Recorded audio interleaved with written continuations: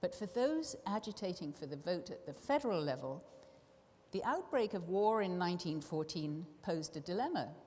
Should they continue the campaign, or were their energies more appropriately directed towards the war effort? McClung found that her Winnipeg friends were divided in their attitude to the war. Her mentor, Cora Hind, the formidable agricultural editor of the Manitoba Free Press, was adamant that Britain's battles were also Canada. She argued, "We were British and must follow the traditions of our fathers." But Frances Beynon, a crusading women's columnist for the Western Grain Growers Guide, was a resolute pacifist.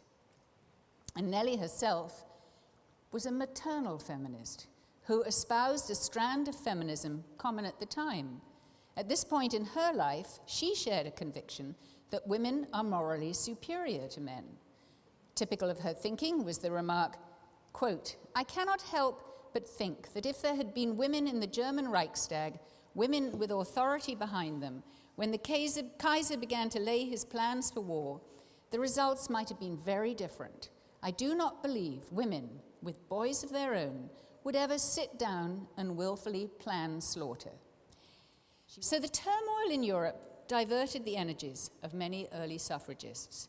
There was no agreement on how the suffragists should pursue their goal. Should they take a back seat to the war effort, as most British suffragists were doing, or should they continue their campaign? Should they throw their energies into raising funds for regiments and guns and encourage their husbands and sons to enlist? Or should they decry the war as a misguided male initiative and embrace pacifism?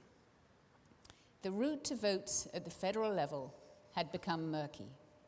The war did not create a new sisterhood cemented by ideals of sacrifice and the just crusade against the Hun.